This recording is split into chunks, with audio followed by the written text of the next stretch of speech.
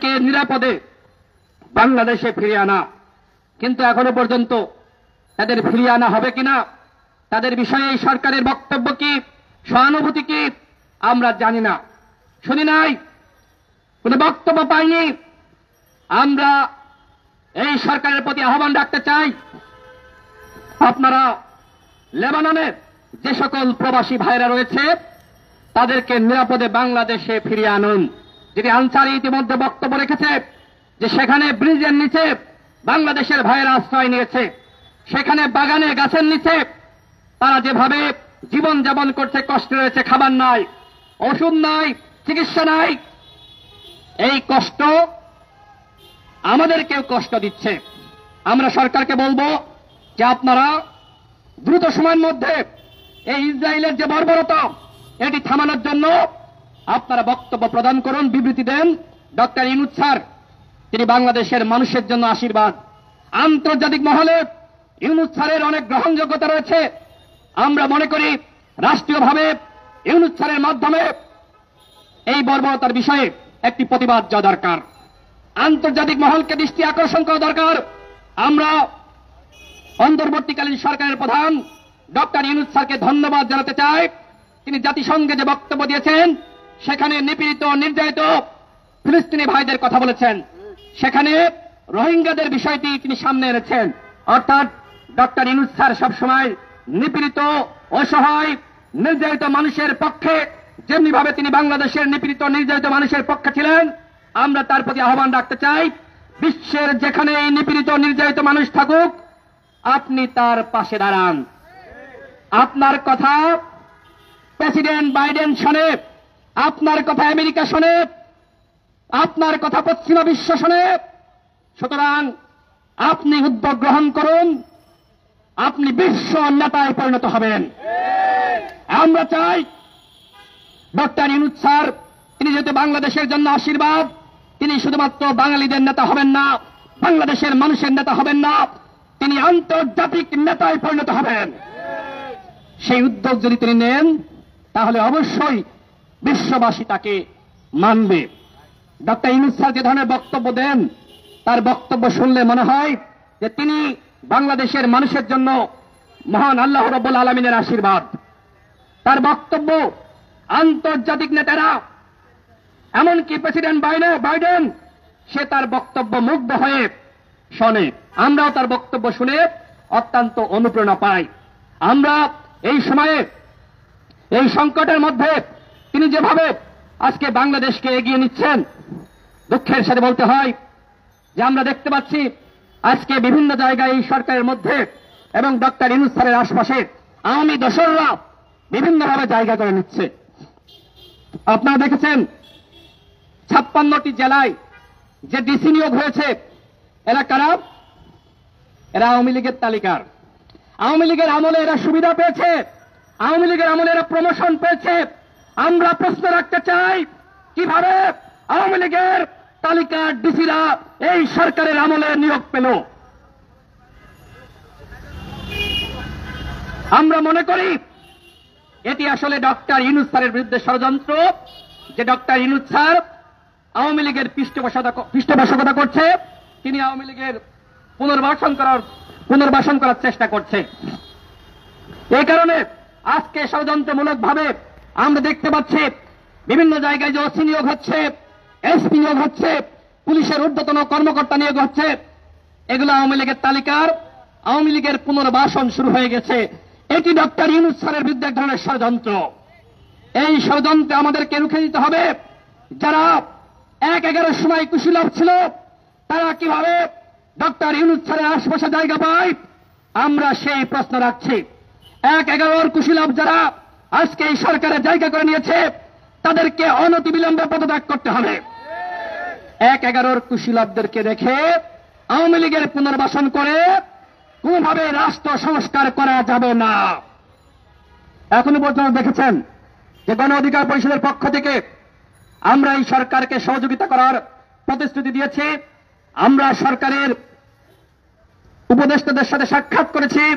আমরা বলেছি 2018 সালে আমরা এই কোটা সংস্কার আন্দোলন করেছিলাম, আমরা ওই আন্দোলন সফল করার পরে আমরা ঘোষণা দিয়েছিলাম রাষ্ট্র সংস্কার করতে হবে। আজকে রাষ্ট্র সংস্কার কতটুকু এই সরকার করতে সক্ষম হবে সেটি আমরা এখনো পর্যন্ত জানি না। কারণ বিভিন্ন জায়গায় আমরা দেখতে পাচ্ছি যে আওয়ামী লীগের মাফিয়া, গুন্ডা, সন্ত্রাসী তারা কিছুদিন লুকিয়েছিল, পালিয়েছিল, কিন্তু শেখ হাসিনার যে জন্মদিন হলো তারা আওয়ামী লীগের কার্যালয়ে শেখ হাসিনার জন্মদিন পালন করেছে। এত বড় গণহত্যা চালালো, 1500 মানুষকে গুলি করে নির্বিচারে হত্যা করলো, আজকে 30,000-এর অধিক মানুষকে আহত করেছে। প্রতিটা দিন আমরা দেখতে পাচ্ছি কেউ না কেউ গুলিবিদ্ধ যারা হাসপাতালে ছিল তারা মারা যাচ্ছে। আজকে এমতো অবস্থায় আবার শেখ হাসিনার জন্মদিন পালন, আওয়ামী লীগের নেতাদেরকে গ্রেপ্তার করা হয় না, মাঝে মাঝে দুই একটা চুনোপুটি ধরে আইওয়াস করা হয়। আমরা কি এই আইওয়াস মেনে নিব? আমরা চাই আওয়ামী লীগের 300 এমপি যারা 14 সালে, 18 সালে, 24 সালে নির্বাচিত হয়েছে সেই আওয়ামী লীগের এমপিদেরকে গ্রেপ্তার করতে হবে। একই সাথে এই অভ্যুত্থানের সময়, অভ্যুত্থানের পরে সেনাবাহিনীর কাছে 626 জন আশ্রয় নিয়েছিল। আমরা বারবার বলছি সেই 626 জনের তালিকা প্রকাশ করতে হবে। সেখানে ওবায়দুল কাদের ছিল কিনা আমরা জানতে চাই, সেখানে হাসান মাহমুদ ছিল কিনা আমরা জানতে চাই, সেখানে আসাদুজ্জামান ছিল কিনা আমরা জানতে চাই।